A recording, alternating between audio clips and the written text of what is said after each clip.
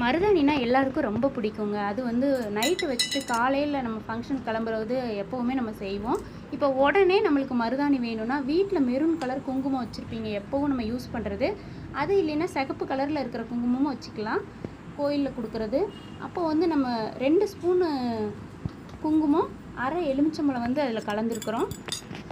அதை நல்லா கலந்து விட்டுட்டு உடனே நம்மளுக்கு இது மருதாணி வைக்கிறதுக்கு ரெடி ஆயிருங்க.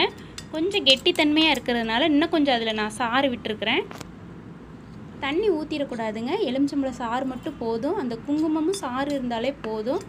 நல்லா கலந்து விட்டுட்டு ஒரு நிமிஷம் ஊற விடுங்க. கொஞ்சம் கொல கொலன்னு இருக்கிற மாதிரி தன்மை மாறும். இந்த பதம் வரும்போது வீட்டில் வந்து காது க்ளீன் பண்ணுற பட்ஸ் இருக்கும் இல்லைங்களா, அதை வச்சு நம்ம கையில் வைக்க ஆரம்பிச்சிடலாம்.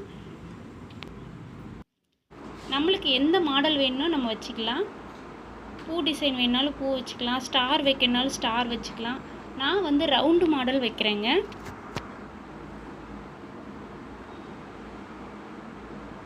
இந்த மாடல் எப்போவுமே நம்ம அந்த காலத்துலேருந்து இந்த மாடல் தான் வச்சுருக்குறோம்.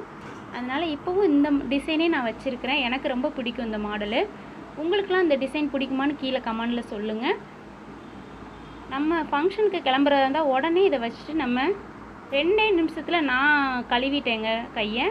நீங்கள் உங்களுக்கு இன்னும் கொஞ்சம் டார்க்காக வேணும்னா ஒரு 10 நிமிஷம் வச்சுருந்துட்டு கூட நீங்கள் கையை கழுவிடலாம். உடனே நம்மளுக்கு மருதாணி வச்ச மாதிரி கை அழகாகிடும். எல்லா பக்கமும் இந்த பட்ஸை வச்சே நம்ம விரலுக்கெல்லாம் வச்சாச்சு. சிம்பிளாக உடனே நம்மளுக்கு வீட்டில் மருதாணி வச்சிடலாங்க. குழந்தைங்களுக்கும் கூட இதை நீங்கள் அழகாக வச்சு விடலாம்.